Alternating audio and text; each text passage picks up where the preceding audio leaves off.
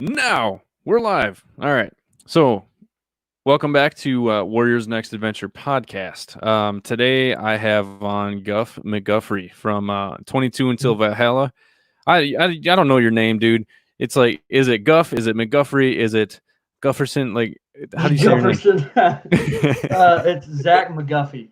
It's Zach. Okay. You told me your But name was everybody calls Guff. me Guff. Yeah. Well, you told me your Everybody name calls was me Guff. I didn't know your name was Zach until right now because we were introduced as Guff.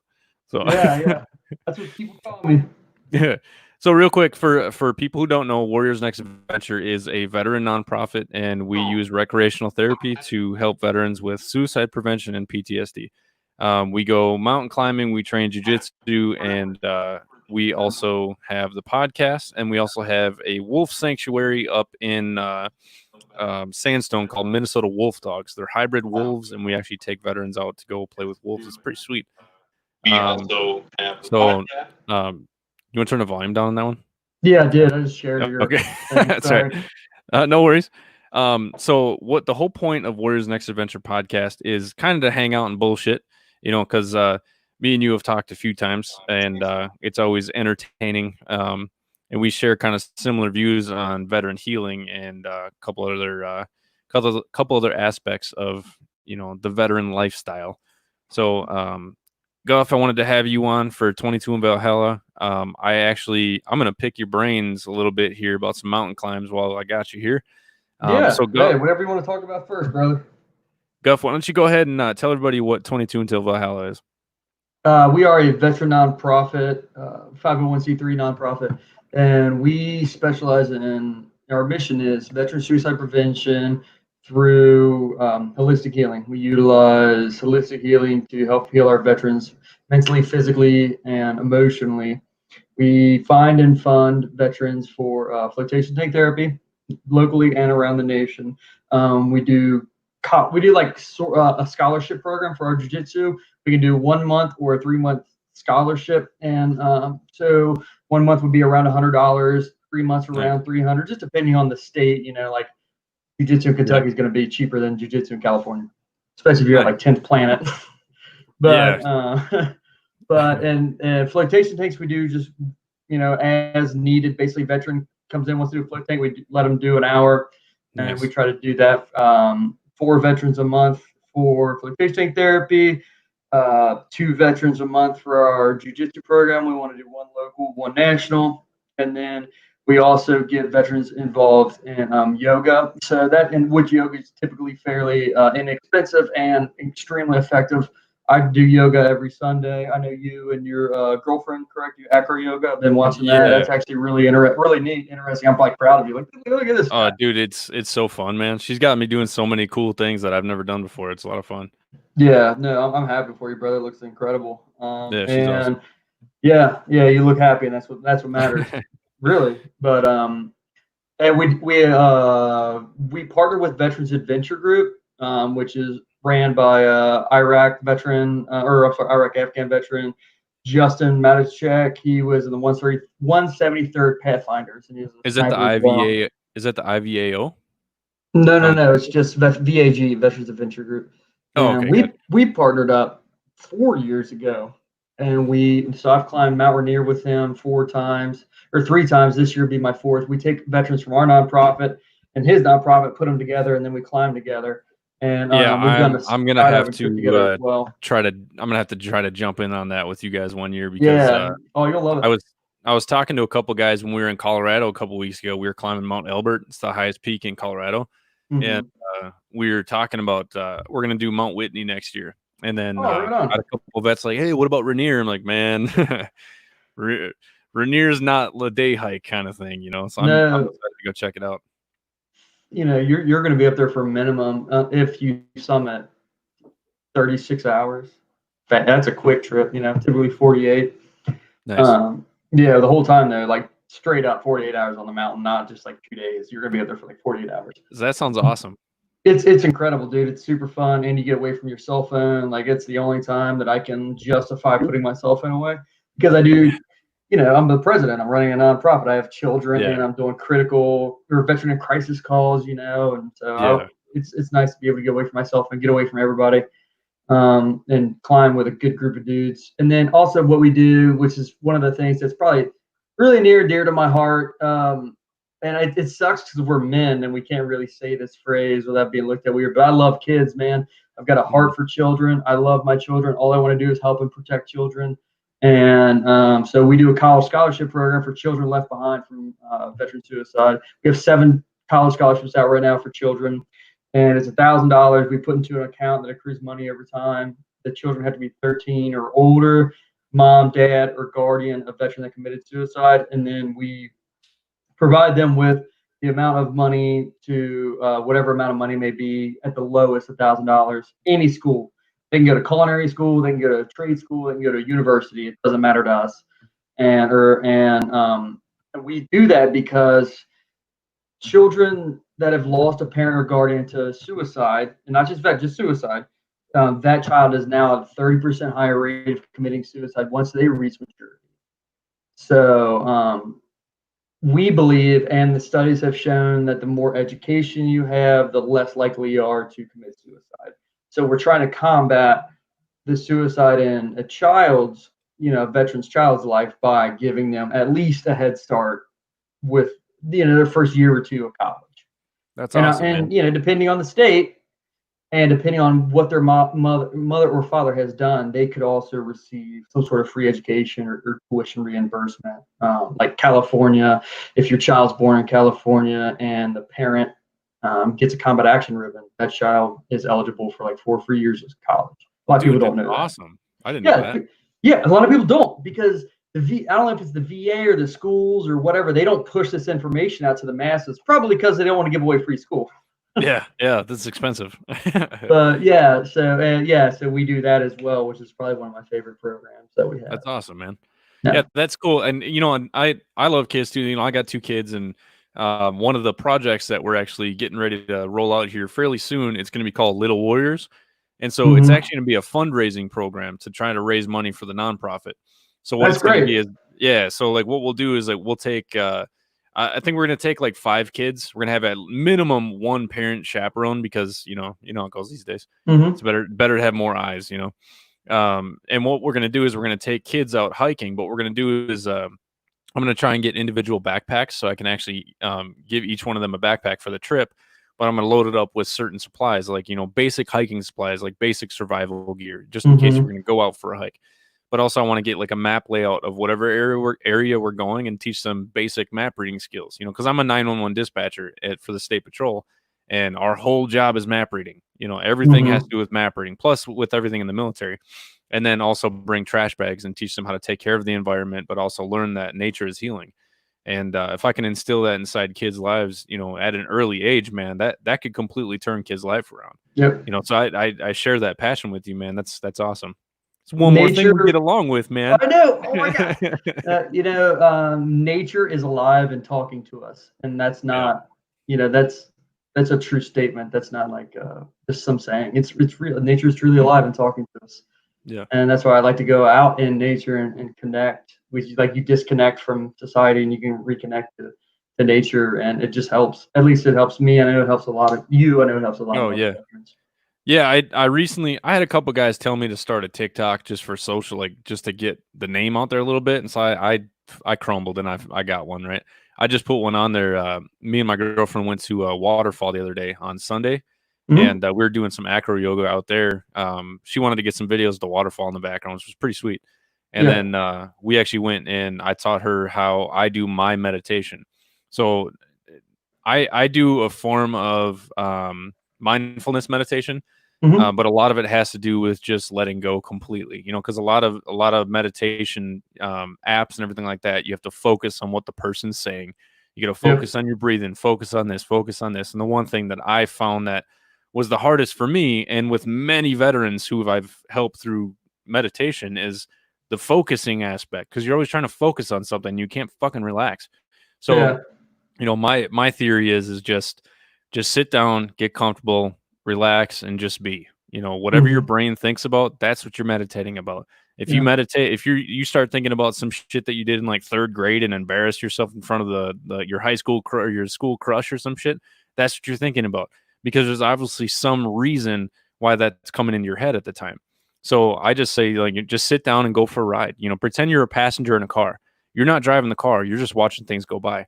That's Mm-hmm. how I think that veterans need to practice meditation, is just sit and be. And if you start Yeah. to think about some of those, those things that cause PTSD, like, roadside bombs or friends dying, stuff like that, go through it. Don't run from it, because so many of the reasons why we have such struggles, healing from this shit, is because we're always running from it, right? Instead of just stopping, turning around and facing it. And it's hard, man. And there's a lot of people who have said that some things have popped up and they couldn't do it and they had to stop. And I'm like, Mm-hmm. that's okay. But don't let it stop you from trying. Every time it pops up, it gets a little bit easier. And I'm just trying to get vets to get to that point to understand where, like, meditation isn't voodoo. You Yeah. get you Yeah. get you get a lot of people who are religious and they're like, well, I pray to God. Like, okay, so stop and think, what are you doing when you're praying, right? You're sitting, you're mellow, you're calm, you're essentially meditating, right? Yep. But you're talking to somebody instead of talking to yourself.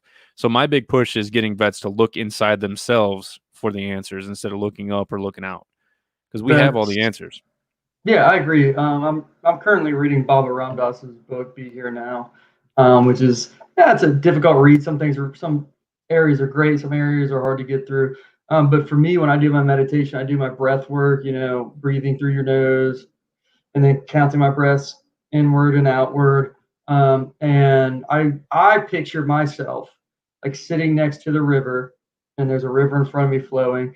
And whenever I have a thought, I just view that thought as if it's floating on the river. And I view it. I'm like, okay, this thought is valid. It's happening. I'm going to give you your time with me, but then I'm going to allow you to flow down the river. So I don't get stuck on an emotion or stuck on a thought. I'm just here. I see it. Yeah. I respect it. I notice it, and then I allow it to leave. And that's how I meditate. But I mean, meditate. You can meditate doing anything. If you're a black belt in jiu-jitsu, Yeah. I've heard jiu-jitsu instructors say they meditate while rolling because Oh, for they're so sure. in the flow. They're in that flow Like state. weightlifting and, Hmm. painting. There's so many different things out there you Yeah, could do that painting. you Yeah, can. Yeah. Jessica Rambo. She's painted Buffalo Traveling Art Studio. She's a Marine, and she drives the country in her school bus with her family, and she does free She art speak of the for. devil. She Yeah, just yeah, commented. and she does. She helps veterans get involved in art. And art, once you're Nice. truly in painting or you're in art, man, that's like you're in the flow, and that is a state of meditation while you're doing something. Yeah. So veterans have so much to learn, but Well, so do I. I'm a fucking moron. well, dude, when you get into it, have you dug into epigenetics yet? Mm-mm. So I had a theory a couple years ago when I started really getting, diving deep into Buddhism. I've been practicing since 2016. And if anybody's like curious about Buddhism or just wants to learn the way of life, I would highly recommend reading Buddhism Plain and Simple by Steve Hagen. Have you ever read, what is Absolutely it, amazing book. the Lotus and the Flower? I Or the heard about Lotus. it. I heard it was great. That's supposed to be good. And then there's another book that compares Christianity to Buddhism, Yeah. which I Well, forget the name of that one. when I read that book, I started realizing, the big thing I took from that book and from learning about Buddhism, and the more there's a Buddhist temple I go to, it's a Vietnamese Buddhist temple, so like they almost nobody in there speaks English, but there's a couple monks in there who have actually sat down with me, and I've had tea with them back in the garden, and we just talked about life, man, and I've talked to him probably 5 or 6 times, and I think he's in Tibet right now. But anyway, we got a little deeper into it, and I just love the philosophy of it. And so I've never really been religious. Like I went to church when I was younger and everything like that. And then when I was like 16, I snuck away and got a cross tattoo on my chest because I thought it was cool. I think every white guy has to have a cross tattoo. I know, right? But I'm not religious. So I'm like, wait, if you're not Yeah. religious, why do you have a cross tattoo on your chest? So, like, 'cause I was a dumbass when I was 16. So fuck off. But Yeah. when you look into it, epigenetics essentially is, your environment controls everything, right? So Hmm. you get hypochondriacs or people that are super negative are usually sick a lot, right? Yeah. And it's been proven that your attitude can make you sick. So if your attitude can make you sick, it can cause stress and like actually physically make you sick. Why can't a positive attitude make you heal? So essentially, it's all about, the power of the mind and the power of thought, right? And Hmm. epigenetics, when you look into it, my theory is it is literally the science to Buddhism. Yeah. It's all about how a peaceful mind and actually getting yourself to center yourself and figure out who you are on the inside and really learning, what motivates you, what drives you, and what are the underlying issues from your past that are maybe holding you back, right? And Hmm. so when you meditate and sometimes these things pop up, the last thing you should do is run from it, because literally all you're doing is running from your future. It's just going to Yeah. slow you down, because you got to get to that point where, my article about the 6 principles to improve your state of mind, is accept your past, but also look forward to a positive future. Hmm. That's step 4 and 5. And if you don't accept everything that has happened in your past, you don't have to like it. You have to be okay with it. But you have to accept the fact that it happened. Because Yeah. once you accept that it happened, you can start looking at the other issues, right? And when you figure out what those other issues are, you can fix the problem. You can't fix problems if you don't know what they are, right? You get a Hmm. girlfriend who calls you and says, "I need to talk later, but I'm not going to tell you what it is." What are you doing the whole day? Shit, I'm what I just do? anxious all day. Yeah. Right? So you don't know what the problem is. You can't fix anything, right? But then when you find out what the problem is, and she just doesn't like when you put the toilet seat up or something like that, you go, "Oh, okay. I can fix that. That's an easy Hmm. fix." So it's a lot of mindfulness meditation is just being ultra aware about everything going around you. And dude, you have to come visit Minnesota, man, to see the wolves, but I'll take you to this waterfall. And I can your theory of letting the river pretty much take your thoughts away, bro. It's crazy how similar we are sometimes. Hmm. One of the things I've told quite a few veterans is, when you're meditating under the waterfall, you're going to have the constant pressure of the water hitting you in the back. So what you need to do is you need to take a lot of those thoughts, a lot of those negative thoughts, a lot of the things that have really just been taking over you, and imagine the water hitting you and taking those thoughts away. And what it does is it runs down your body, down your feet, down your legs, down your toes into the water, and it goes down into the stream. The stream leads Hmm. out to a river it's like 100 feet, leads out to a river. Imagine that going out into the river, and then once it turns the corner, it's gone. Just let Hmm. it go. You don't have Yeah. to hold on to it anymore. So that's like no shit. That's exactly what I've been telling people. So it's Yeah. amazing how Well, similar our thoughts are on good. that. Yeah, and you're grounding yourself, Yeah. Yep. and I think that's great. And one of the one of the philosophies that I have to keep in mind is the obstacle is the way. So when you hit an obstacle, you don't go around it, you don't run from it. To your point, but the obstacle is the way. You figure out a way through it, a way over it, a way to fix this problem and continue on. Hmm. And that's what that's one of the thought processes that I've come to utilize. I've started reading. Right, last year I started reading Stoic philosophy, Marcus Aurelius, Epictetus, Is that a good book? Seneca. Yeah, yeah, I think it's great. Okay. I think that there is no one truth, whether it be religion or philosophy or whatever. Like if you can take Stoic philosophy, which is more like a Western philosophy, and you kind of collaborate that with like the Eastern philosophy, like Yep. Buddhism, you can like Yep. somehow mix all that with also the age of information that we know and the psychedelic revolution. We put all that together, I think we can find the answers that we need. Be the light and be the light for other people, and Yeah, everything is dude. love. Man, it's crazy because my number one principle is who do you have around you, right? And my Hmm. references are who are the shooting stars in your life, Hmm. and who are the black clouds. Get rid of those black clouds, and then you see a shooting star, and what does it do? It lights up the whole sky, Hmm. right? And so it brings the light to you as well. So Yeah. why not be that shooting star for other people? And so that's kind of how I decided to talk myself into starting Warriors Next Adventure. It's like, you know what? I feel like I have something here, and I am extremely happy internally. And I feel like I beat PTSD. I still have Hmm. some issues. I still don't sleep for shit, but Yeah. I got other issues I'm still working on. But for the most part, man, my life isn't shit anymore because I chose not to let it be shit. And a Hmm. lot of it had to do with like Jessica said, mindfulness. It's such an amazing tool to fight PTSD. Oh, It's absolutely. an amazing tool. You know. Yeah. You can PTSD can go in remission. You Oh can yeah, just like cancer or anything else. You can do the work, which is a lot of hard work. Like my yeah, PTSD is technically in remission, and I still have PTSD issues, but per the doctors and all my numbers, my PTSD is in remission, and I've been, luckily my PTSD is a little easier than most because like I can like pinpoint the event that happened in Afghanistan. I'm like, this is what gave me PTSD. I know what it is. And and with some other smaller things, but and it like took when you can me identify the 8 problem, years, it's easier to solve. and I have some childhood trauma, some Mhm. trauma outside after the military, with some friends committing suicide, and then me trying to commit suicide, and then inside Afghanistan. It's taken me about 9 years to get to this great place I'm in. And So if you don't mind digging into it, what happened with that?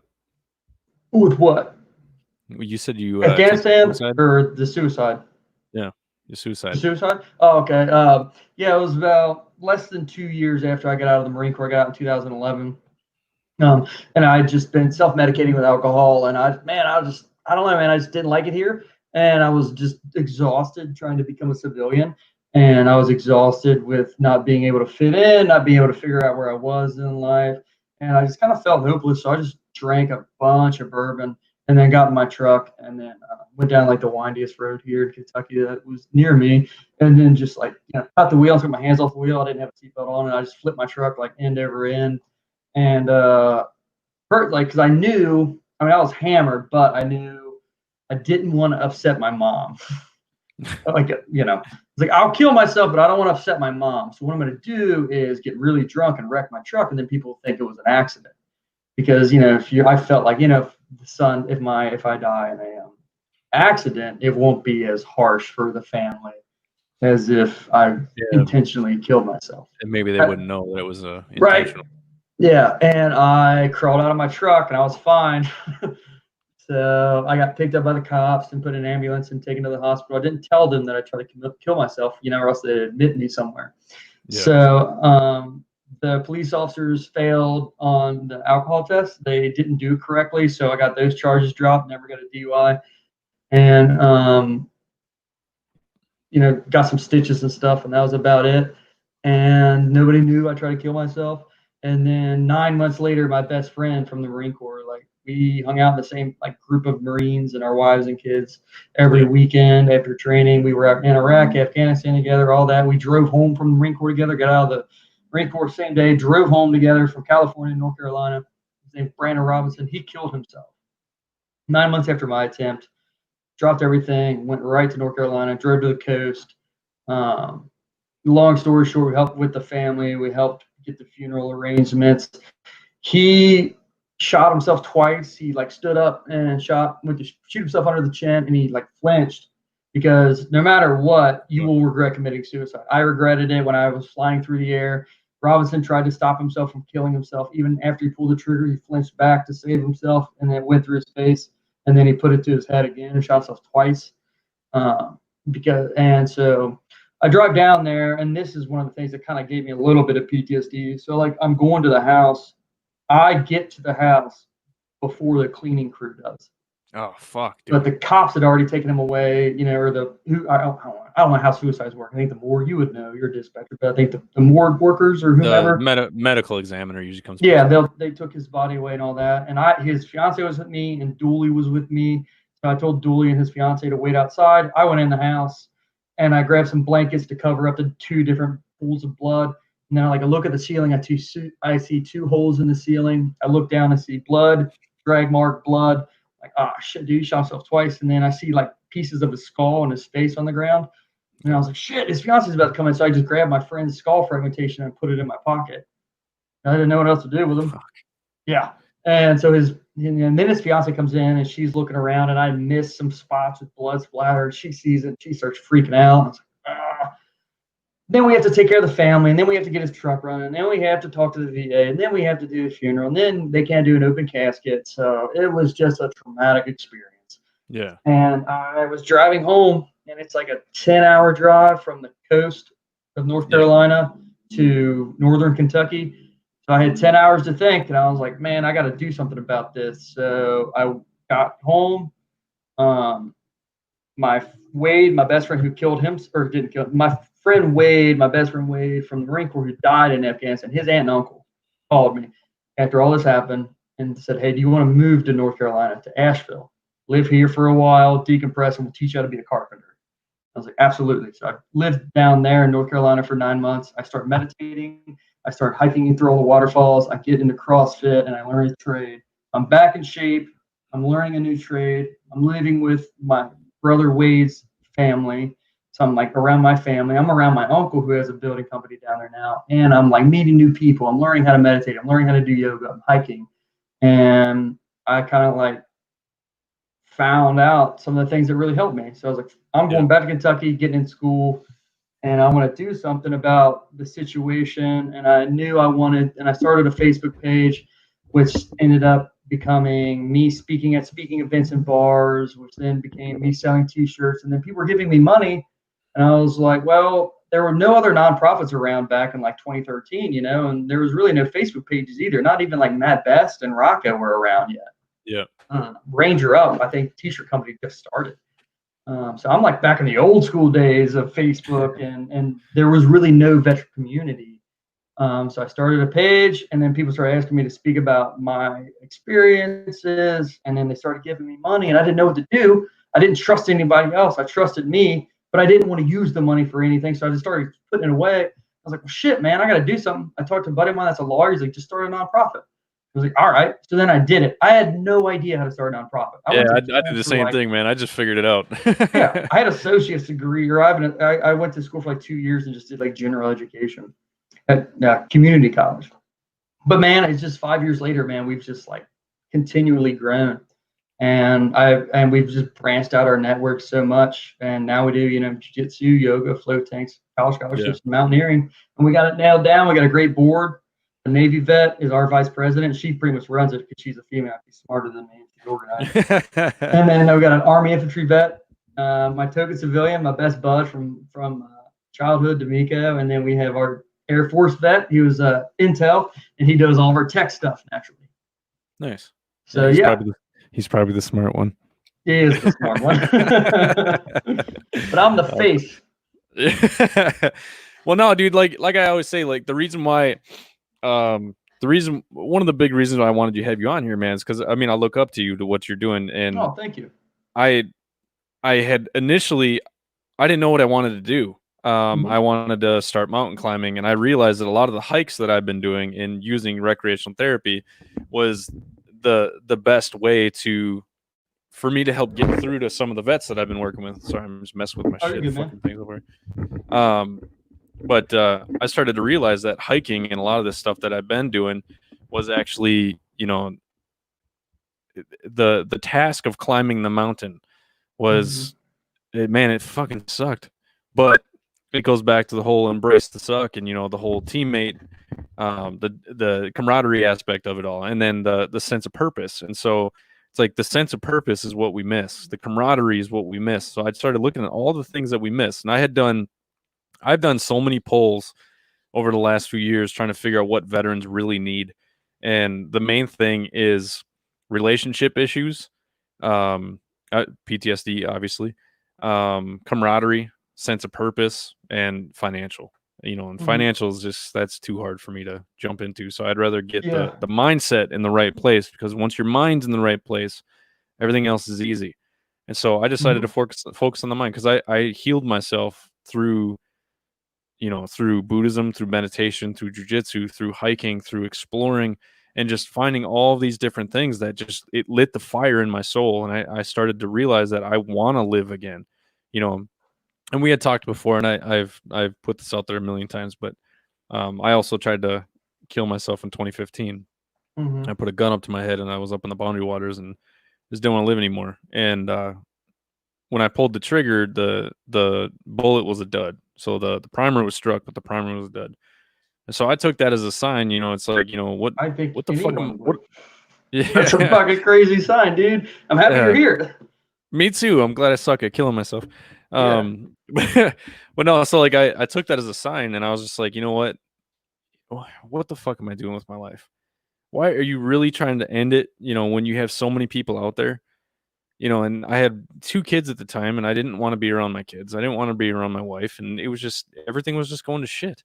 And I had just found out, some issues with me and my ex, and just to preface, me and her get along great now, but we weren't good for each other, and I told her I'm done. So I left, And from there, my life has just slowly been going uphill. I mean, it's still a roller coaster, but Yeah. I've gotten to the point where I've figured out what my mind needs, what my body needs, and what my soul needs. And I've gotten to the point where just addressing, what are the possibilities? Like, what do you need, right? What is something that you need, and how can I give that to you? And so a Mhm. lot of it has to do with inspiration, and a lot of vets just need that little bit of inspiration. Like I had a bunch of guys on this Colorado trip. I'm not going to name names or anything like that, but love you guys. Um, that was like one of the funnest trips I've ever been on, man. And then, Yeah. Mount Marcy was awesome. Eagle Mountain was awesome. And, we've done 5 peaks. I don't really count Iowa because it was just me and my buddy Joe. We just drove up to it and we were just like, peace.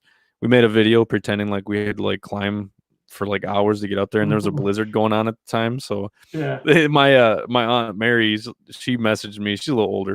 She's like, "Oh God, I can't believe you guys did that. Are you guys doing okay?" But like in the video, I like turn and my car is like right there. Yeah. but the mountain climbing, I don't know what it does to me, man. But like I still have that fire right now, and I've been home for like 2 weeks, and these guys have been sending me messages like, "Man, I'm inspired." I love you too, Jamie. I feel inspired, and Mhm. these guys are saying, "Hey, man, I'm inspired." One of my buddies, he messaged me. He's like, "Man, when's the next mountain climb? And we need to do this again." And so, pretty much everybody was just like, "Dude, when's the next one? When's the next one?" I was like, "Shit, I need money." So I got to figure out how I'm going to fund all this stuff. And so I had the Yeah. idea that I'm going to do lotteries from now on. So if people want to go climb the mountains with us, they start a Facebook fundraiser or a GoFundMe fundraiser explaining why they want to go on the next mountain climb and what they think it'll do for them and what they're missing in their life. And the first 8 to raise $1,000, I'm going to pay for them to fly out, and I'm going to pay for Mhm. car rentals, pay for at least one meal a day, and Yeah. then the ninth person is going to be a lottery. So every $200 raised by an individual is going to be an entry into the lottery. So you raise $1,000, it's 5 entries, and so pretty much people are having their friends and family and loved ones literally pay to improve their mental health by sending them to go climb a mountain. I think that's pretty awesome because it gets That is everybody awesome. involved, That's a good and idea too. it brings incentive too for vets to help raise money for the nonprofit because they know what the money is going to go to. Yeah. So the issue when I was first starting was getting funding because like, what's the money going to? Because I had no proof, right? So Mhm. now it's been a year. I was My 501(c)(3) was approved in July last year, but the Warriors Next Venture Incorporate, because I started out as an incorporation, that was April 18th, 2019. So I'm over a year, and now I have all these events that I've done. I got a wolf dog sanctuary in Minnesota that I take vets to, which is awesome. You get to come play with wolves and stuff. Yeah. So if you get a chance, man, you should come up for like 4 or 5 days, and I could show you some really awesome shit up here in Minnesota. Yeah. I'm driving. If we take the same route we took last year to Mount Rainier and back, Yeah. I'll be going through Minneapolis. So I'll be going Oh, through dude, Minnesota. if you can plan on taking at least like a full day, and I'll take you up to go see the wolves. Yeah. Yeah. That'd be great. I was thinking Hell about yeah. we could do that, or we were gonna thinking about stopping in Iowa to go Yeah. to Pinnacle Jiu Jitsu Academy and roll for a couple hours before we're back on the road because Aaron Martinez, he's one of the people we partnered with. He does struggle beyond the decade, and he owns that Jiu Jitsu gym there. Nice. But I would love to come hang out with the Wolves. Yeah, I mean, if you come too, we can always train jujitsu at Tracks BJJ. It's Yeah, the yeah, home gym of WNA. Mark Mortensen was he's been my coach since the beginning. I left for like 2 years to fight and everything like that because it's a jujitsu gym. But Mark is he was a big inspiration to getting me to get my shit together too because he called me out on hmm my bullshit. A good coach will literally look at you and tell you that you're wrong instead of yeah. just like going with the flow. So he called me out on a lot of shit and he helped me overcome a lot of stuff. Plus, I went to Brazil with him. That was awesome, Dude, that's super cool. I've never been yeah. outside the country other than Dude, deployments. go to I Brazil. know, The food dude. is so good. I want to It's go amazing. everywhere. So I'm trying to. Me and Justin from Veterans Adventure Group, we're trying to get a Yeah. climb together down in Aconcagua in a year or two. So Ah, down that would be. that's the big one in Argentina, isn't it? It's one of the 7 summits, and it's That sounds in terrifying. Yeah, well, it's not as technical as it's actually not as technical or dangerous as like Mount Denali. Granted, Denali's Yeah. America's wildest peak, but it is taller than Denali, but it's not quite as technical. Yeah, doesn't Denali have the greatest incline, like from start to finish? I thought it has a bigger incline or increase in altitude than even Mount Everest. I believe it does, but the most dangerous thing about Mount Denali, and I've never climbed it, Justin has summited that, is they call it the wildest peak because of the weather. The weather can just change in an instant almost, Yeah. and that's how people die up there because Yeah, it the just gets crazy thing white is out. you can literally just be hiking up there and just die. Yep. It's Oh yeah, like, damn. just fall off a mountain or freeze to death or whatever. For some reason, it's still appealing to me. Yeah, it is to me It's weird. too, because I don't know, man. Every native or tribe, when they lived around all these mountains, they all thought that they were the house of the gods. They all believed that the Yeah. gods lived up there. And Is that why they changed the name back to Denali?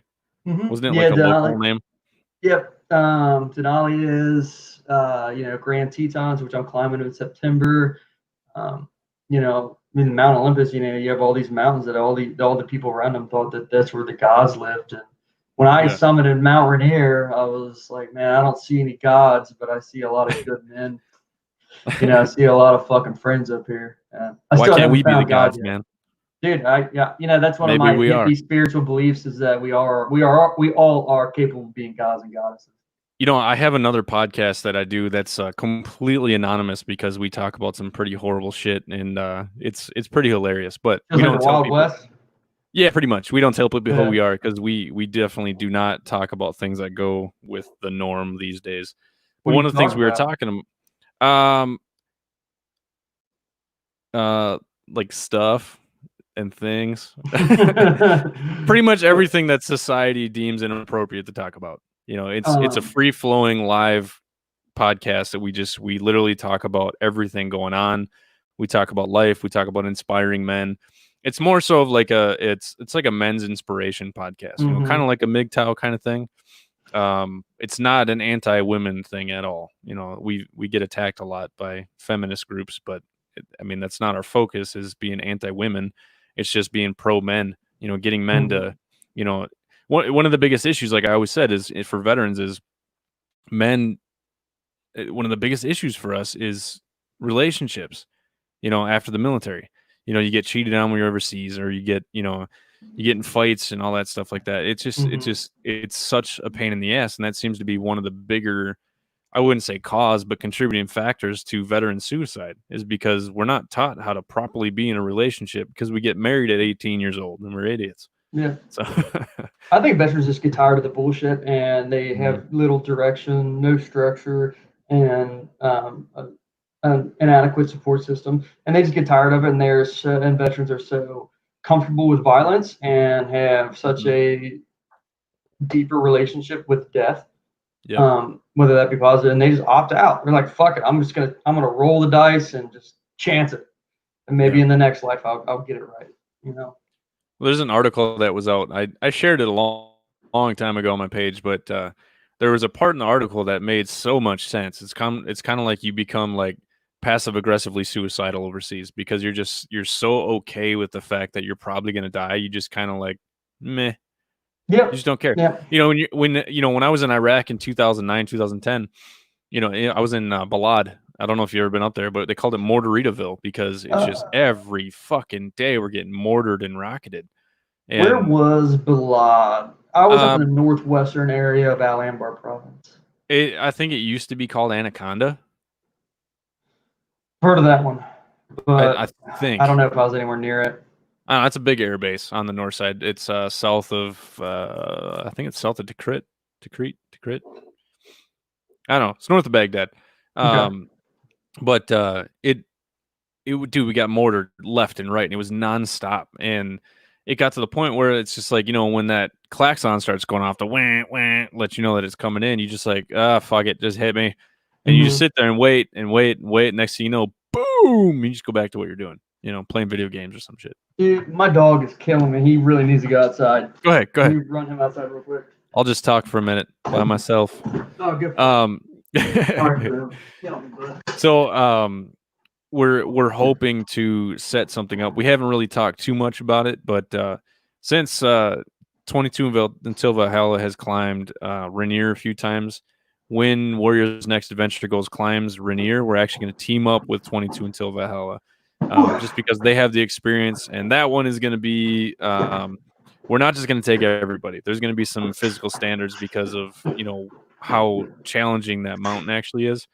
And I don't want anybody getting left behind. So if you're planning on Rainier, you have to be in good shape because I don't want to have to leave you behind and I don't want to have to turn back. So we're gonna have some physical requirements for Rainier when we end up going to that.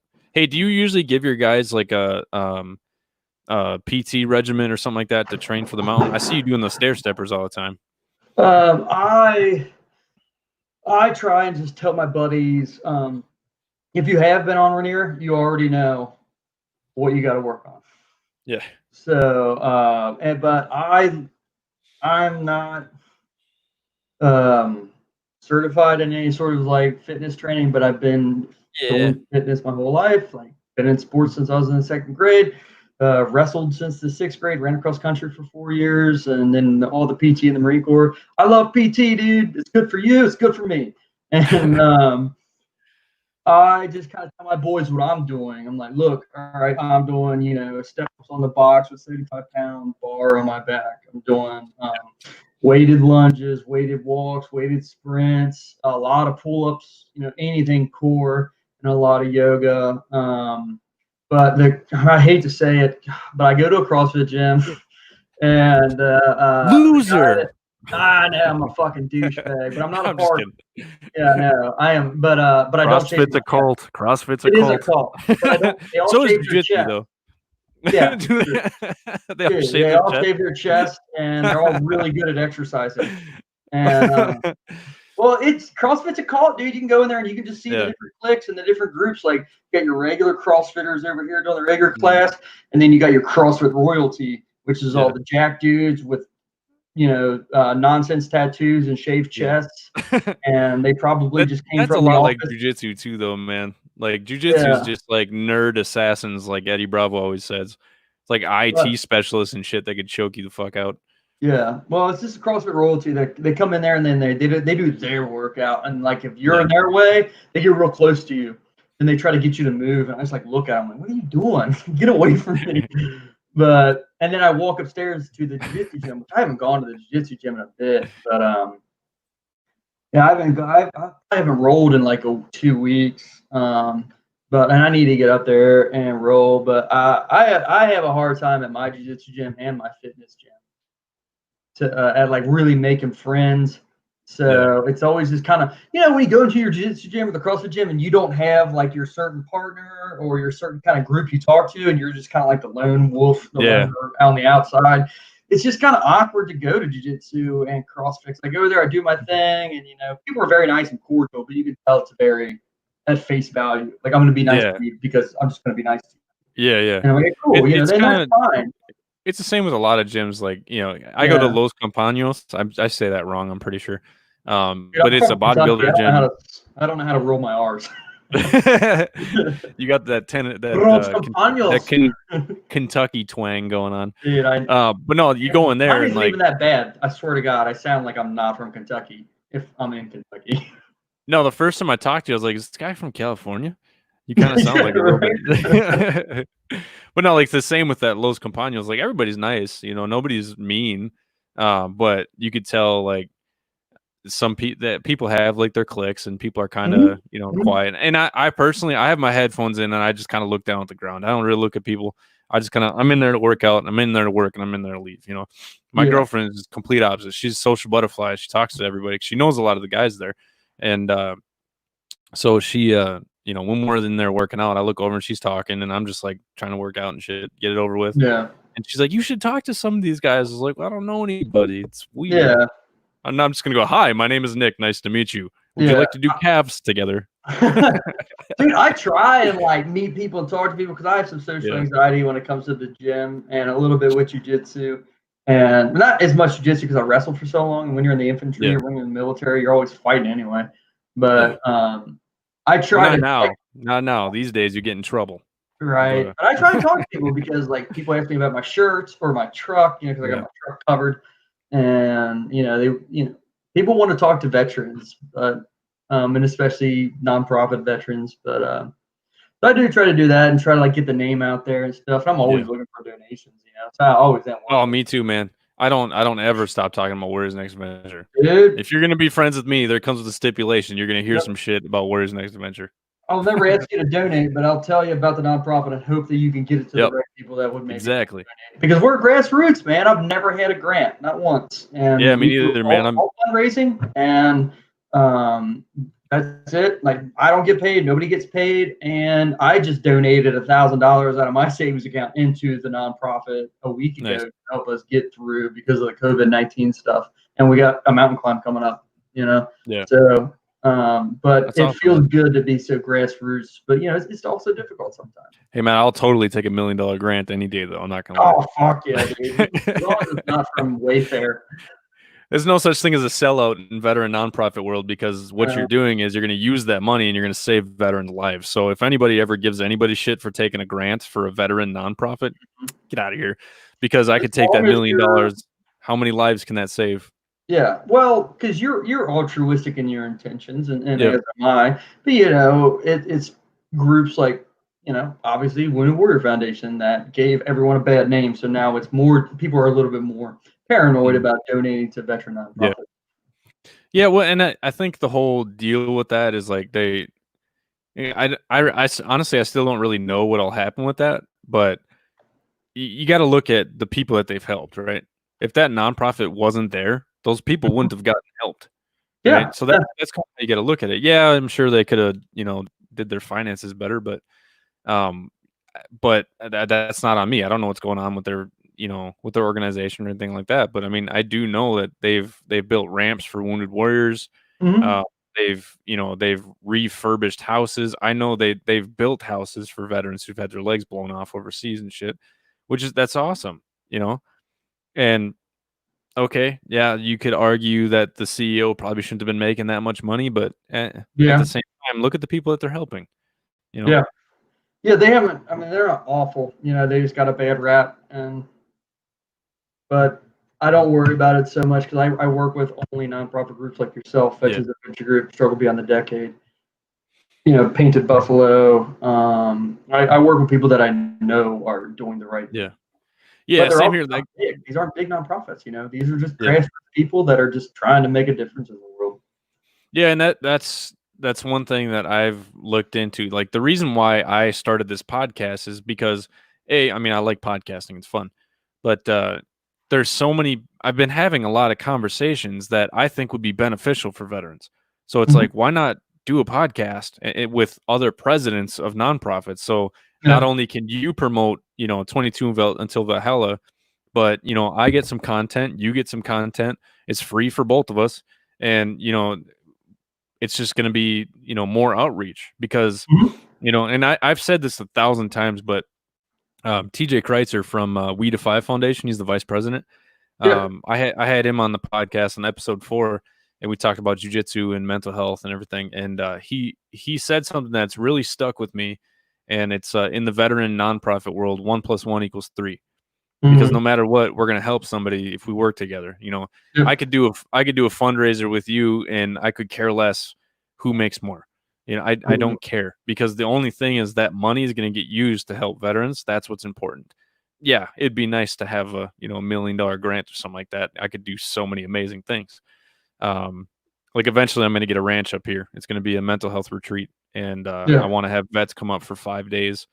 I want to have like a pole barn. I keep one of my biggest quotes is "Live as if the future is today." So I already Mhm. see this all happening in my head. But there's going to be a wood shop, auto shop. There's going to be jujitsu gym, Olympic weightlifting. But there's also going to be a podcast studio, so I could teach veterans how to start a podcast because it's Yeah. really easy. You just got to figure it out. So I mean, there's so many different things I want to do, and then I want to teach. I want to have some animals, have some like goats and chickens and stuff, because what better thing to do than come to a mental health retreat like you did and learn a trade, right? Mhm. When you went down and you lived with when you lived with your friend's parents, was it their parents or grandparents? It's his aunt and uncle. Okay. Sorry about that. Okay. But you learned a trade, right? Mhm. And what did that do for you? It gave you a skill. Yep. And when we have skills and we can put skills out there, like I would say, maybe I'm not the greatest, but I have a skill in podcasting because I know how to do it. I'm a part of 3 podcasts right now, and I love it. It's so much fun because having these conversations, having these deep conversations rather than like surface level shit, this means something to me because then maybe you say something during this podcast or I say something during this podcast that saves somebody's life. I actually Yeah. had somebody send me an email yesterday.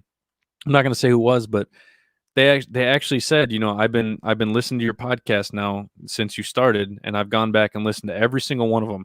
And he's like, you've saved my life over the past couple months.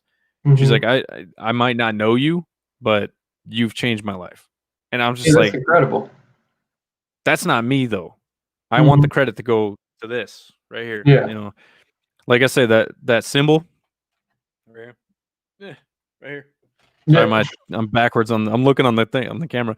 But no, that's called a Vig sphere, right? It's a Mhm. Nordic compass, and it's meant to guide you on your way even if you don't know where you're going. And that's why I think the Vig sphere is the perfect symbol for WNA. Plus, I drew that for a tattoo like 4 years ago. And Did you then, have that tattooed on you? bro, the day that I was drawing the design for the logo, I was just drawing like a north, south, east, west compass. I was like, man, this is Mhm. stupid. The Yeah. drawing that I drew for this tattoo. Okay. Yeah. So I drew this whole thing, right? So the Vig sphere Yeah. itself is it's common, right? But then Mhm. the link chain and on the outside with the runes and everything like that, I drew all that stuff on there. It fell out of a drawer and it just fell on the ground and I was looking at it, I was like, "Oh my god, that's it." Like it Mhm. was that night. I was like, "This is perfect." I put it on a t-shirt and I sent it to my board of directors. I was like, "What do you guys think?" Like, dude, it's perfect. So that became Oh the yeah. symbol. Now I want to get it tattooed on me. Do it. Yeah, I will. my my I have a lot of ideas right now, and it's WNA is my life. I'll die Mhm. doing this, and I don't care how old I am. If I'm too old to climb, shit, I'll be 90 years old trying to climb a mountain. Let me climb Everest at 90. Just leave me there. I'll probably die up there. It's no People big do deal. it. Fuck yeah, man. Why not? What better burial than a mountain? The Yeah. biggest mountain. That's awesome. I'd rather be buried in Kentucky, but Pour some bourbon on your grave. dude, yeah, man. Oh, I love Kentucky. Yeah, I don't think I've told you, but I actually just hit. I haven't drank in 6 months. Good for you. I'm drinking a beer right now. Yeah. And like, yeah, I don't have anything against people drinking or anything like that. It's just kind of I posed a question, quite a while ago. It's like, what's the benefit? Not just alcohol, but just life. What's the benefit, Mhm. right? And so I started asking myself for everything, like, what's the benefit of what I'm about to do? If I'm gonna, chug these beers and drink, have fun, do whatever, how's that gonna affect me? Am I gonna feel like shit in the morning? Am I feel like shit right now? Is it gonna affect the way that I think? Maybe this conversation won't go the way that I want it to. And so I started to realize that, it's one of my buddies, Oren, actually said to me one day that made a lot of sense is, when you're using substances, it's not a true experience, it's an altered experience. So why not live the real experience? And so I thought about it for a while and, I still drank and everything like that. But once I stopped, I started thinking about that more and more. It's like, God, yeah, what's the benefit to that? So I'm like, oh, fuck it. We'll see how it goes. Plus, my girlfriend doesn't drink either. So that was Yeah. a good influence. So I don't know. I like it. I'll never tell a veteran to stop drinking. I Yeah. might suggest trying it, but um, I miss having beers with the boys sometimes. Oh yeah. I've Like quit that's how. before, and Yeah, especially when I knew I was getting too bad or I was kind of retracting to the past habits or whatever. But man, I like my cold beers. Like yeah. getting I'm the not cold gonna lie. beers on a hard day. You might make fun of me, but I miss Bud Light Lime on a hot summer day. Dude, drink what you gotta drink. I don't make fun of anybody for drinking what they want. Man, Dude, my I friends. like a fucking mango margarita. This shit. And my dad handed me a Zima once. I was like, "What the fuck is this?" I was like, Like a "Zima?" Sprite. Sprite. Yeah, I know, right? It's like a seltzer water. Well, that's pretty much what White Claw is. Yeah, God. White Claw is flavored Hey, Zima. I gotta grab my dog. He's out there Go ahead, running. man. Hey guys, so while he's doing that, go ahead and he's got a website. It's 22uv.com. It's pretty easy to find. He's also got a Facebook page, and if you guys look, I actually I tagged his Facebook page and his website on the Facebook Live, so you should be able to see it there. And I hope you guys are getting something out of this, not just two dorks talking to each other who have amazing beards. I'll ask him what he does to moisturize when he gets back.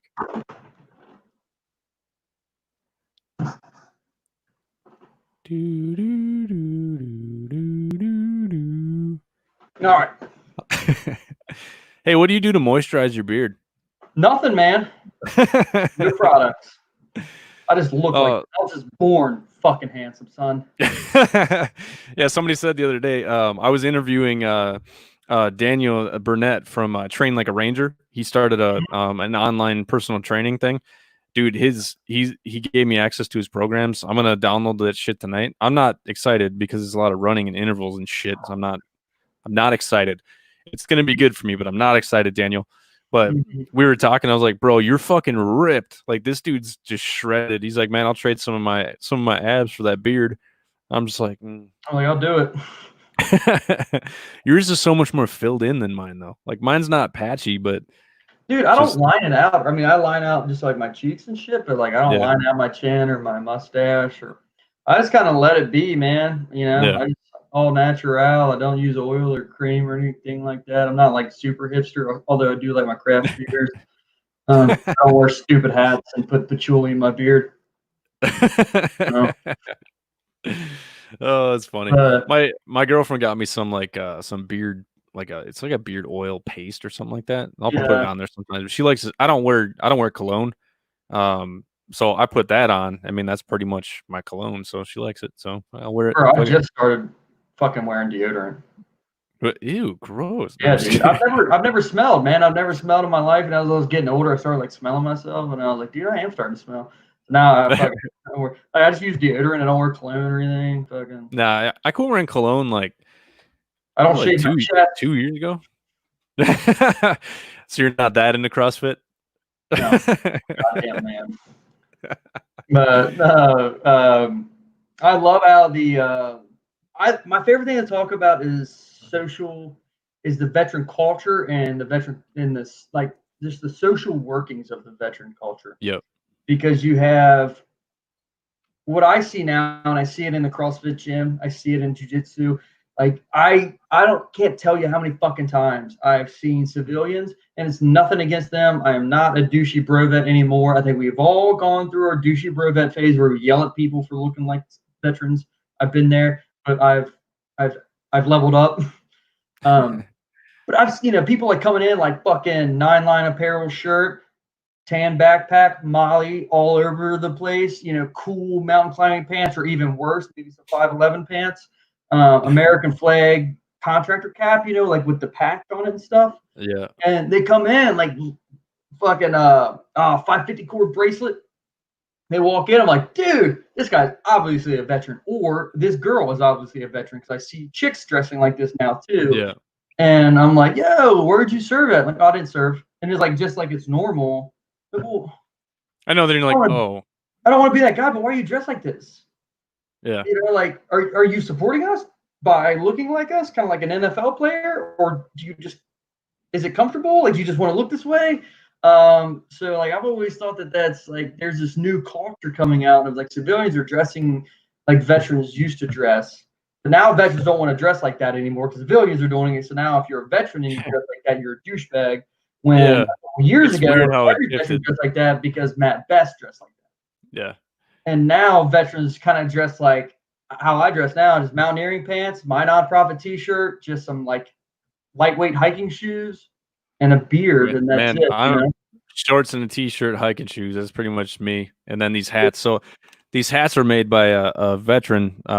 He's a Air Force Security Forces vet, and I love these things, man. He's got the leather patch on them. Yeah, he did fucking great on these things. These are one of my best sellers. But our nonprofit thinking about, we're ordering silkies, but we're thinking about doing. I'm about to cave because I've had a lot of vets ask about some WNA silkies. So I was Dude, like, we ordered I had them in enough people June. ask. Yeah. They're not going to be here till August, late August. So you better get on it now. Like you Who'd fucking you call order your them person. through? I go through my provider of t-shirts and Yeah. hoodies and tank tops. So all of our people that do our shit, I just contact my people there and I say, hey, I want silkies. Go to Solfie to order them, and they just do all the work. Hmm. I got a buddy of mine he's a vet. We went to school together and found out he was a Navy vet. I felt bad because I was like, I didn't even know you joined the military. And then I looked at his Mm-hmm. Facebook and there's fucking Navy pictures everywhere. I was like, Jesus Christ. But he actually bought a vinyl press. So I'm gonna actually I was talking to him and I'm having some kind of like a bodybuilding hoodie. You know the sleeveless hoodies? Mm-hmm.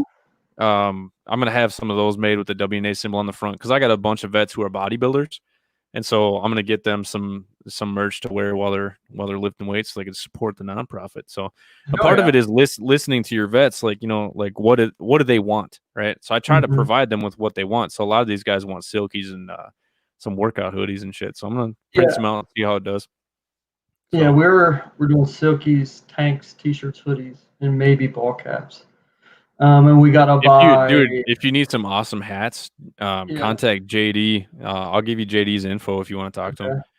And we want to get the patches that they make for the geese. You know, like the long patches that go near Yeah, the collar. We yeah. wanted to get some of those for geese. Why But don't what do you you? give me your address too? I'll send you Okay. a goodie bag because everybody who comes on the podcast gets a Warriors Next Adventure coin. So Yeah. I'll ship one out to you. But I also got some jujitsu, some gi patches too. I'll send you Oh, right on. Yeah, I like to put info. them on my gi. I just bought a gi from oh shit, War Tribe. War I Tribe gear.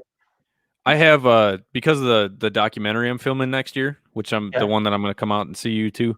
Um, I think that'll be probably close to the end of May that I'll be out in Kentucky. But DD214 Fightwear, um, Yes. they sponsored me and they gave me a gi, and so I'm gonna have them as a sponsor on the tour because they gave me the gi for free. And Mm-hmm. good God, the DD214 OD Green gi is fucking awesome. It's Is it? literally, dude, it's one of my favorite gis I've ever had. Oh yeah. I I'm gotta buy a sponsored. gi I'm for sponsored by that. Fuji too, and Fuji made me a gi with my patch on the back, and Nice. it's fucking nice. But man, that DD214 man, he found a great vendor. Dude, I have to get a gi for a veteran that we just got a month-long jiu-jitsu scholarship to in Nashville. And he needs a Nice. gi, so I probably should contact DD214. Dude, yeah, he's a nice guy. And I'd fucking send him a message, tell him what's up, and if anything, I'll go halfsies on the gi with you for him. Okay. Yeah, that'll work. But where do you see the veteran culture and where it's going and how it's impacting the civilian culture, and kind of like we've created a warrior culture in Yeah. veterans, and I see it kind of clashing with certain things, especially in these I'm weird times. I'm trying to get to that point where I love comedy. Mhm.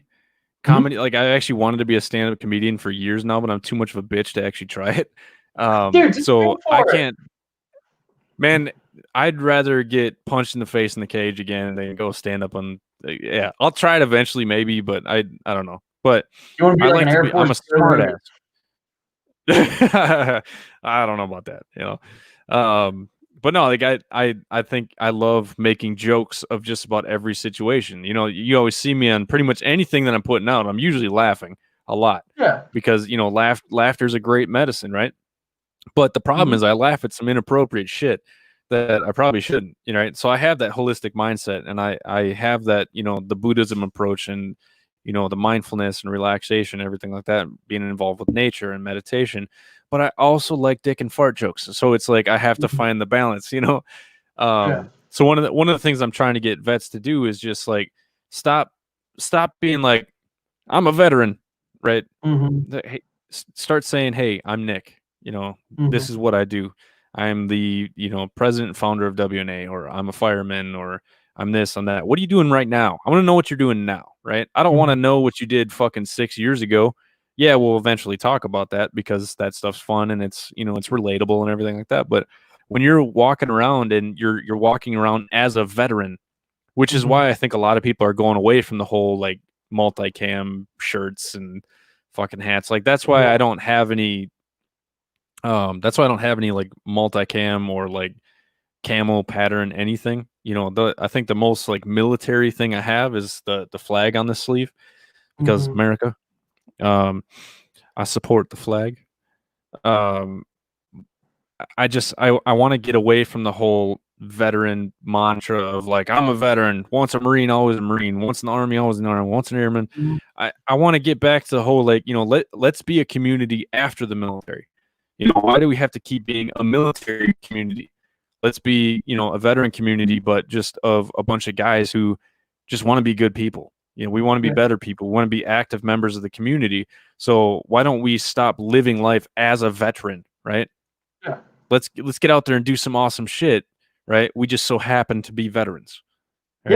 Yeah, that's my belief, man. And I think we all went through that stage Yeah. early on after where you like tried to work it into the conversation that Yeah. you're a Marine or you're in the Air Oh Force yeah. or whatever. And now I Yeah, try my to stay first 2 away from years is awful. it. Yeah. Oh God, I was such a douche. Like I hate who I was Yeah. even a year ago. I don't even like who I was last year. Like I fucking hate Zach McGuffey from 2011. Like he was Well, a douche. if you're not growing, man, there's Yeah, no dude. If you don't yeah. hate yourself last week, you ain't doing enough good work this week.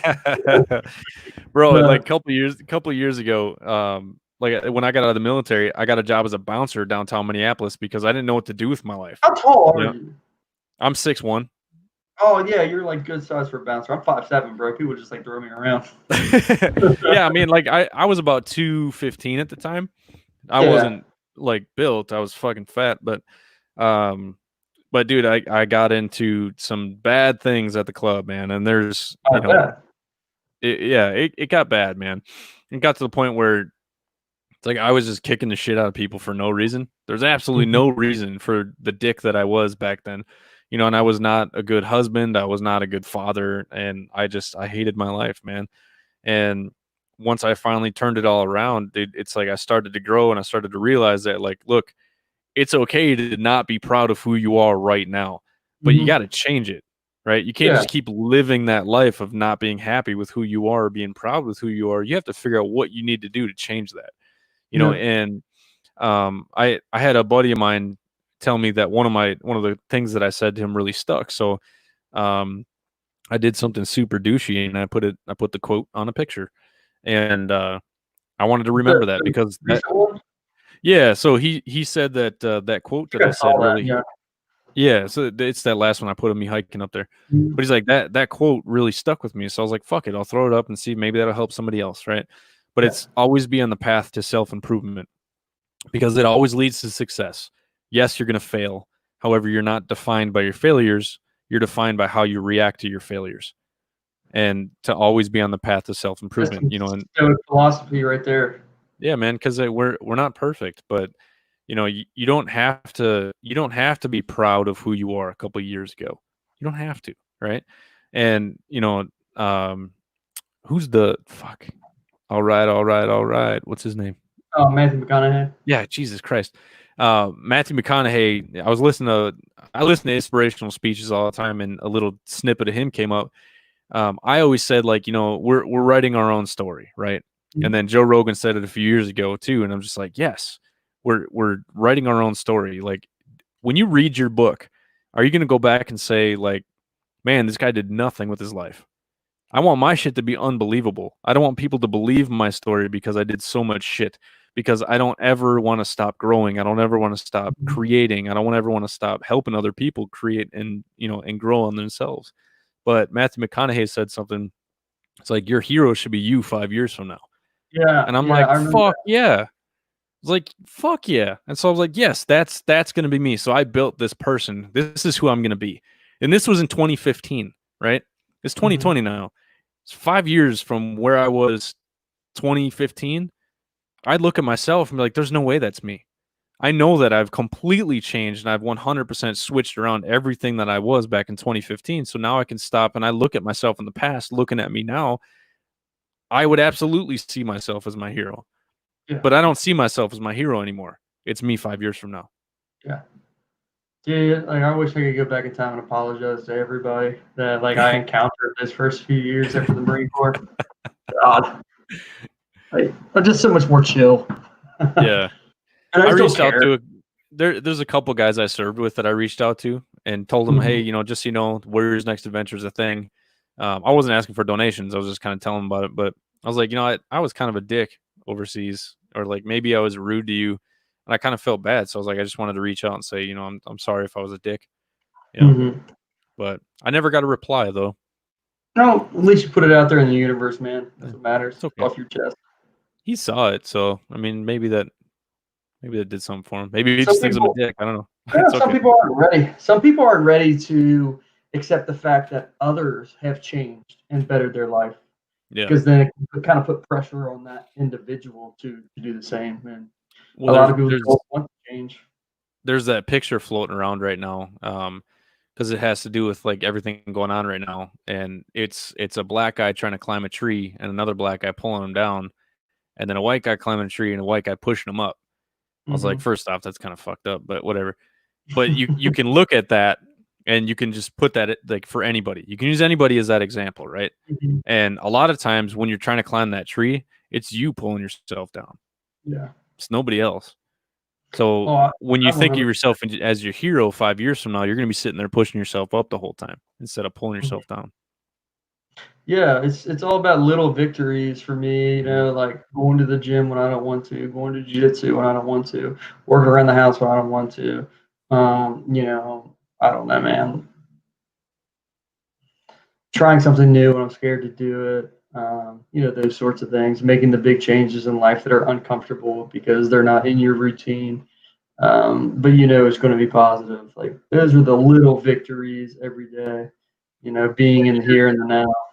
You're giving yourself the feeling of accomplishment, like that Mhm. that Navy admiral that gave that speech about make your bed. I'll Like make my literally, bed. what's that? I don't make my bed. Yeah, mine's actually. I just looked at my bed right and I was like, "Fuck, I didn't make my bed today." But no, like Yeah. it's the concept of what he was saying is like those little victories, right? You accomplish the first task of the day, and you're like, "Fuck yeah, I did something," right? Mhm. Even if it's just making your bed, or like, "Ah, I brushed my teeth today, first time in a Yeah. week." Wait, what? um, but no, it's just those little things here and there. Eventually will help you, get to that point where you're accomplishing big things, right? Yeah. So you know how it is being a president of a nonprofit. Fucking Christ, we never stop working ever. I It's know. constant, right? Especially with the veteran crisis calls. Um, Yep. which Merchandise, COVID, people not getting merchandise, shipping and handling because of COVID yeah, right now. Fundraisers, getting funds, not having enough funds, creating yeah, fundraisers. Oh, can't do that because of COVID-19. Shit. yeah, It's fucking, that, and then trying to hold down a full-time job, be a good father, yeah, stay in shape, keep up with your bills, keep up with the food in the fridge. Like it's yeah. always just fucking shit, man. It's always something. Well, I don't think people understand how hard we work, man. Like I don't need people to, but it's like I had one guy be like, "Oh yeah, what do you do?" It's like I'm a 911 dispatcher. And I run a nonprofit. It's like, "Oh, cool." Like it's like, dude, like think about how much work goes into it. I added Yeah. up and I work an average of about 90 hours a week. Yeah. I don't stop, man. And then I got my kids part-time too. So it's like that's 3 days out of my week that I dedicate to my kids that I can't be working on the nonprofit, right? I'll do work at home. Like I'll sit and do podcasts sometimes when the kids are here, and I do work because I'm okay with that because my kids, you know, my youngest is autistic and doesn't really want me to interact with her sometimes, and my Mhm. oldest is, she's 9 and she wants to play Roblox or play Yeah. Nintendo 64 or some shit. So I give them a couple hours, during the day, usually till about noon, and then usually about noon we go do something. Yeah. I recently just bought 3 paddle boards for the nonprofit. Right So on. yeah, so now I'm gonna start taking some vets paddleboarding. We went out Yeah. once. Um, I'm hoping to get some more guys out here soon. So that's been big, man, because dude, just getting out of the water and like just floating, just laying Mhm. on the board, just laying down, bullshitting with each other on the board, on the water, man. That was awesome. Oh, Had a lot of yeah. fun doing that. Hell yeah. I've never paddle boarded. I love the water. I would love to be out on the water. So You should I'd think like to about get getting some, man. Yeah, man. I mean, we got to do, all the other programs we pay for, and the merchandise, and the website and stuff Yeah, like that. And dude, I haven't been able to do one fundraiser this year. We've been living off of our savings and our merchandise sales. damn. So, well, it's I COVID, man. Dude, COVID sucks, man. I had one fundraiser in January in Omaha, which turned out pretty well. We raised like $700. Um, and then I had a bunch of online one. Dude, Facebook has been awesome. And then Jamie Murphy, he commented earlier. He did a Memorial Day fundraiser for the Murph Challenge, which sucked because I had to do the Murph Challenge. Okay. And so we ran that and everything like that. We ended up raising just under $1,600. And so Oh, he's the one that gave me the idea for the lottery for the WNA Top 50 for the mountain climbs. So if okay. you raise $1,000, you get to go on the trip. But if you raise, 200, that's a lottery entry. If you raise 400, that's two lottery entries, and so on. So at least one person will win the lottery, and then and the other 8 people who raise $1,000 will get to go on the trip. So that was actually, because of Jamie and that fundraiser. So I'm like, dude, it's crowd fundraising, because then you have other people helping you raise money, and you guys get to go do some amazing shit, right? And then if you raise $200, what I'm going to do is, if you don't win the lottery or something like that, I'll send you out a challenge coin, so you at least be Yeah. part of it because you helped us Oh, get that's there. cool. Yeah. So I'm going to send you a challenge coin too. I wanted to give it to you this year because Yeah. when I came to visit you, because I like to give them to people in person because it's more personal. Yeah. But COVID, fuck, man. Yeah, I know, man. And like this COVID is so politically charged. Oh my God. I don't even I'm care to getting talk so about it tired of anymore it. or worry about it anymore. I just share funny memes about it, Yeah, because me it's to the point where it's like, bro, like, why am I even gonna argue this? Because it's gonna piss people off, and then I had some dickhead be like, "Oh, you're a owner of a nonprofit." I was like, "Well, first off, nobody owns a nonprofit," and I had to start too. schooling him on the reality of it. He's like, "You shouldn't be talking like that because I'm gonna report you because you're a Trump supporter and you can't be doing that." And I was like, "What is my personal opinions in politics?" Which, first off, I'm not a Trump supporter. I'm not a Trump hater. I call it how it is. I was like, so what does my personal beliefs have anything to do with my nonprofit? Like, well, because you're associated with it. I was like, yeah, good thing is I run the nonprofit, so I can say whatever the fuck I want. Yeah, Because like we're veterans, right? I want veterans to be open. I want veterans to talk. I want us to be yeah. free and live, right? So why Not would gonna I speak censor for myself? Yeah, it's all about be yourself, man. And sometimes yourself might piss people off. Embrace it. Fuck it. You know. Well, if a group of people get mad at you for saying something that's just different than their opinion without like calling an act or calling to action some sort of violence or something, that's Yeah. just on them, man. That's their ego that they got to keep in check. Well, one thing that I've told a few people that they've responded to me saying that it's actually helped them. I try to remember certain things that have helped people, and when people call me or text me or message me saying, "Hey, this really helped," I write that shit down. I make sure to save it Mhm. because then maybe I'll use it for something else. But nobody pays rent to live in your head. Yeah, Yeah, think real hard about that, right? So you got somebody that's inside your head constantly, right? It doesn't hurt them at all. It only hurts you. So you're gonna sit here getting pissed off and angry because somebody said something mean to you on the internet. yeah, What is that gonna do for your life? Nothing. Evict them. yeah. Kick them out. Yeah, I don't care. I don't care what people say on the internet. I'm like, all right, cool, man. Like, you most likely wouldn't utilize this tone or attitude with another person. In real life, face to No. face, you're venting because you're hurt or angry about something that probably has nothing to Exactly. do with me. So, Well, I'm like, usually when I usually when I'm going back and forth with somebody on the internet, I'm not angry at all. I'm not upset at all. I'm just having "Mhm, conversation, but the whole stoicism kind of can piss people off because you don't react, right? yeah, yeah, So that's a lot with Buddhism too, is like, you control your reactions, and mix it in with a little stoicism. It's going to piss people off because you're not reacting to everything. You're just kind of just there for the conversation. So people tend to get pissed off, and I'm like, meh, it's up, what do I care if you got mad or not? That's for you to yeah. decide, not me. Well, maybe with me, and I think with a lot of other veterans, they tell you to go outside to socialize, to be around other groups of people, to to not isolate, to not self-medicate, Yeah.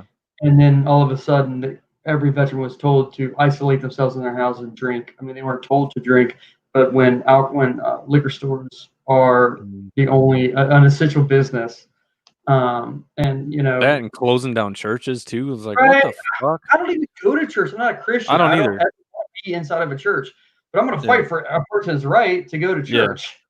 Exactly. And so you throw these veterans right back into a toxic situation that they are told to not be in.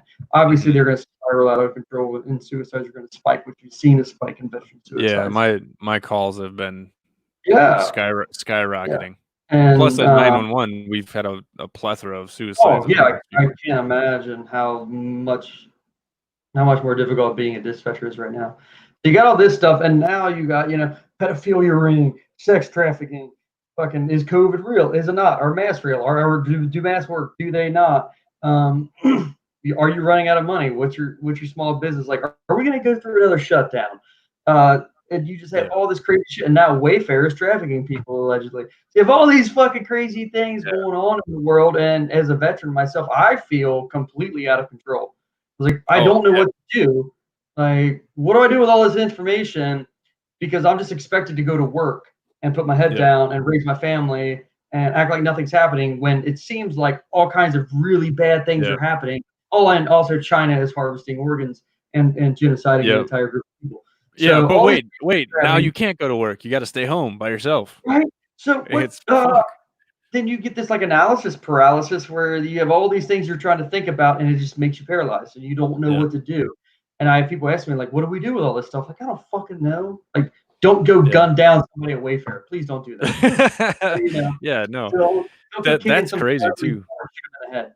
Like, just But there's chill. a couple organizations out there that literally only have veterans, and it's like vets hunting down pedophiles and stuff like that, which I think that's fucking awesome.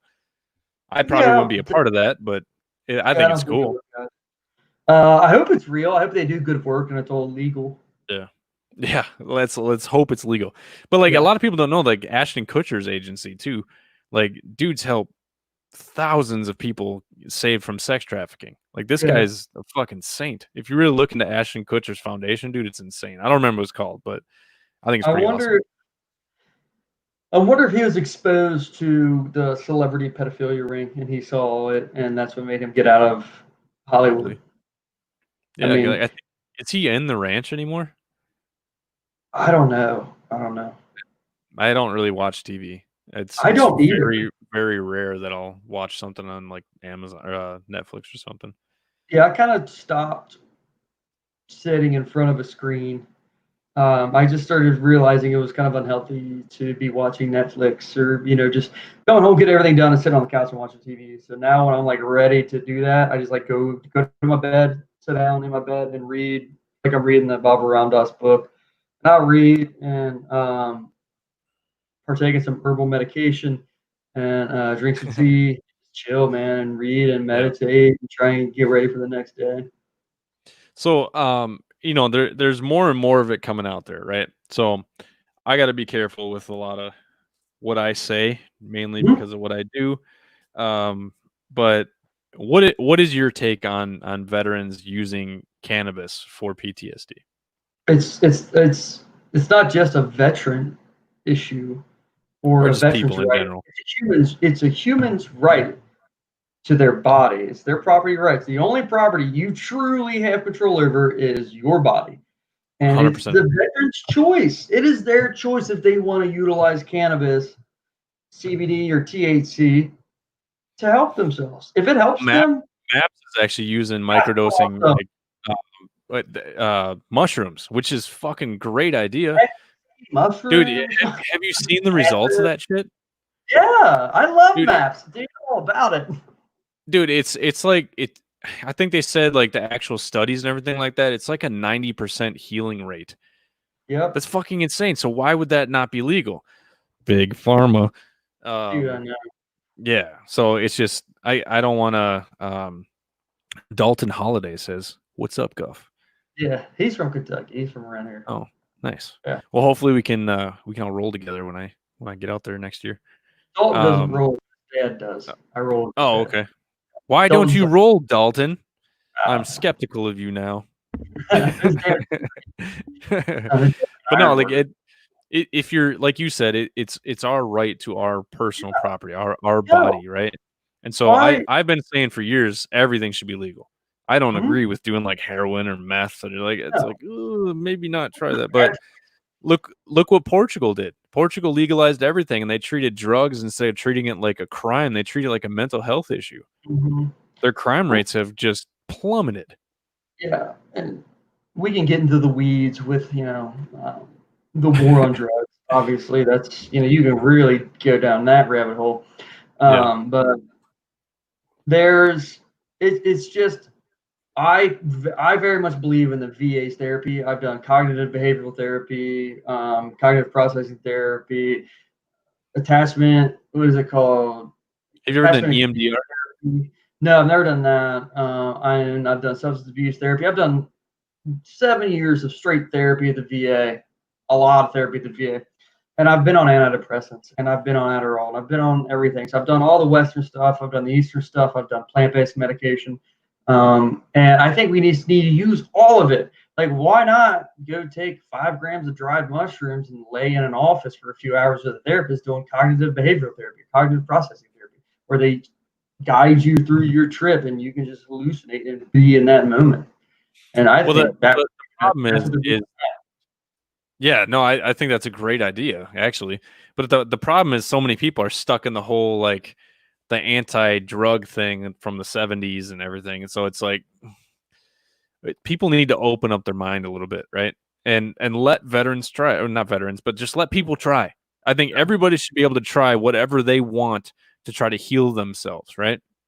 And I'm not saying for people to go shoot up heroin and shit to see if it works. That's probably not smart, but They like hand out try. heroin at the VA. They hand out Adderall, meth. Adderall's Yeah, one molecule away from meth, yeah, and yeah. and that's out for PTSD, TBIs, and ADD. Like, there's a catch-all for 3 different things. They'll give you however kind of antidepressants, which are, Hmm. I'm not saying they're bad for you. I take them, or I took them. Yeah. Um, I mean, if they're going to give out that, why can't you just take something more natural? Yeah, well, I think that's a whole big pharma thing, but again, that's a whole nother story. All that money and the corporate overlords that are pulling the strings on our politicians. That's another Yeah, conversation. I would, yeah. We can get in conspiracies some other time, but Yeah. um, see, the problem is I was having a conversation with somebody at work today, and I was like, you realize the CIA created the term conspiracy theorist, right? To throw people off from questioning them to make them sound crazy. So Mhm. it's like, if you have a theory, it's a theory, right? It doesn't Yeah. technically need to be called a conspiracy theory. So I had a few guys actually unfriend me because of all this because I was very very outspoken from the beginning about these lockdowns. I was like the lockdowns and COVID-19 will kill or the lockdowns will kill more people than COVID-19. More people will die by suicide, drug addiction, overdose, child neglect, abuse, domestic abuse. I promise you that will all be more than COVID-19. Even starvation. Yeah, yeah, starvation too. We won't know the numbers until like next year. So I got to wait till next year to be like, I don't want to be Yeah. right. I hope I'm fucking wrong. But Yeah. from the beginning, I'm like, no, fuck this. Fuck social distancing. We can't isolate. Veterans can't isolate. That is one of the biggest issues that veterans have is isolation. They do it to themselves. I know because I did it. Well, me. When I went out to the Boundary Waters to kill myself, I did it because I've been isolating myself. I didn't talk to anybody. I didn't tell anybody what I was thinking. Nobody knew what I was going to do because I was self isolating. And people need to stop doing that. And COVID-19 came around. I'm like, no, exact opposite of what I'm telling everybody to do. And one person's like, oh, you're just mad because your nonprofit's going to go under. I was like, first off, I have no bills, so nonprofit's not going anywhere. First off, Mhm. second, it has nothing to do with pass or fail with my nonprofit. It has to do with the fact that I know veterans because I am one, and I know the shit that's gonna cause issues. And sure enough, maybe a month after the lockdown, I took a 911 phone call. Like this guy took off from his business because his business is closing down. Happens to be a veteran, and he's gonna lose his business, and he was suicidal. Luckily, Yeah. he's still alive, but Yeah. it's like, fuck, I did not want to be right. You know, that's one of those things that when you're correct on, it's sad. that nobody listened to you, and then people actually unfriended you and stopped talking to you because you hate old people and sick people. It's like, no, I care about mental health. Mental health is not being discussed right now. They're like, well, health is more important. I was like, no, mental health is just as important as physical health. That's the Absolutely. problem. That's the problem with America. Nobody thinks about this. Well, yeah, and I've always said like you should if you're able to take a sick day, you should be able to call your boss and be like, man, I need a mental health day. You know, I did that once and I actually got in trouble. really? Yeah, they're My like, boss. yeah, you need a doctor's note. And I was like, no, I needed a mental health day. It's like, what'd you do? It's like, that's irrelevant. I needed a Mhm. day for myself to decompress. We listen to people screaming and dying on the phone. Like that sucks, man. That's a whole nother sector of PTSD. Dude, I would not want that job. I wouldn't be able to sit on the phone and listen to somebody getting hurt without like jumping in my car and trying to get over there. So It like I sucks. wouldn't. Yeah, dude, that'd be terrible. Like, good thing there's people like you out there that are able to do it. I wouldn't be able to. It sucks, man. The crazy thing is being able to turn it off instantly. So the second I Yeah. get off the phone, I got a lady screaming because her baby's dying, and I transfer to the medical, everything, and I go right back to my phone. So it's like it's not because I'm heartless; it's because I'm disconnecting instantly. Because if you stay connected to that, it's gonna fuck your day up. I process Yes. it later in meditation, though. What's up, Mike? Well, yeah, you have to have a moment in the day to process your day. I always take like basically an inventory of what I've done today. What have I done good? What have I done bad? What do I need to work on? And are there things that have happened today that I need to process and send down the river? There And you go. No, I because like that. I like that. Like I said, most of the time when I meditate, I just meditate, and mhm. So you usually can't before, meditate wrong. Like, every yeah, yeah. But no, usually what I'll do is beforehand, I'll think about all of those things that I think might mess with me mentally, right? Before I meditate. I think about, those screams. I think about people yelling. I've watched people on traffic cameras jump off bridges and die. I've seen some pretty horrible shit at dispatch. And that's just me. There's so many dispatchers that have seen some horrible things, right?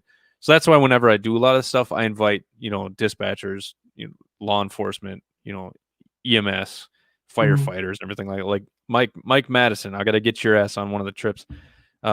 He's a firefighter. He's not a vet, but I keep telling him, man, come with. All you got to do Yeah. is come with. With my only stipulation that is if you're a veteran or if you're not a veteran and you want to come to one of our events and there's like a fee or something like that, you just have to pay your fee. That's Mhm. all I ask, and then you can obviously partake in everything else. Yeah. Just because the funding it says very specifically um, in my articles of Bylaws. incorporation that Uh, it's for veterans. yeah, that's what's in our bylaws. All of our funding goes towards veterans or children of veterans. So we And can't legally mine's get money. specifically veterans. Huh. Mine's specifically veterans, so Yeah. legally I can't. So, Oh, yeah, legally I can't either. but I mean, if I had somebody coming out to help me with something, you can pay for them and then write it off as like a volunteer, fee Mhm. like that. So it all depends on how you write it and everything like that, and whatever's right? And I'm all Mhm. about making sure everything's kosher and everything is, we're doing things by the book. So my tax guy, he probably hates me because I tend to lose receipts sometimes. Oh Terrible at yeah. that. But I have a Yeah. card, so everything's Mhm. tracked on the card, so that makes things easier. He just Yeah. gets pissed Okay. when I don't save my receipts. Yeah, I gotta get better at saving my receipts, especially for this trip. But Well, all right, it's you I only didn't. got 4 more minutes, man. I'm getting hungry. I gotta No, get no off worries. here. We just hit like an hour and 30 minutes. So, Yeah. um, Guff, I just want to say thank you for what you do, man. You've helped inspire me to push even harder, man. Because Oh, thank you, brother. I love what you do. I love your mindset. And I can't wait to come do a float tank and train jujitsu with you, man. Yeah, dude, we'll get a It'll be yoga fun. session, flow tank Hell yeah. sessions, jiu-jitsu, and then we'll go eat some fucking barbecue and have a beer. Wow, that's Oh, pretty good. yes. I can't wait to try some Kentucky barbecue, man. Hey, so tell everybody, what merchandise you sell, where they can find it, how they can support you, how they can donate to you. Guys, yeah, so www.22uv.org. go there. You can go to our or our shop to buy our merchandise, which we have tanks and t-shirts on there right now. Or I'm sorry, hoodies and t-shirts. Where our tank tops are going to be live in about a week. And I'll, donate at I'll our nonprofit website. You can donate, buy our merchandise, follow us, and send veterans to us. Go to our application process and get involved. And that's where our veterans can apply for jiu-jitsu, yoga, float tanks, or mountaineering. That's Or awesome, man. our, yeah. Okay, gotcha. That's awesome. No, like I said, I love what you do, man. I'm really hoping I can get to where you're at someday. You know, Oh, dude, you will, man. You're already further along in your first year than I am. I don't know, Soon. man. I just want to help as many people as I can. You know, my Yeah. main thing is I just want to make sure we are there, right? Not just me, but we, right? Yeah. So thank you for doing this. I appreciate it. I hope this helps you and 22 until Valhalla raise some funds, maybe get some more veterans. You know, get a Yeah. little bit of outreach. So Hope so, man. Well, I appreciate your time, and I look forward to meeting you in person. And once I get my podcast squared away, I'll get you on there. awesome, man. Yeah, I'm excited. If you got any questions about it, let me know. So like I said, I've helped set up 3 now. So Well, you're the man for the job, then. I'll help you out, man. All right, we'll All talk right. soon. All right, All right. See you, brother. Super Fi. later. Bye.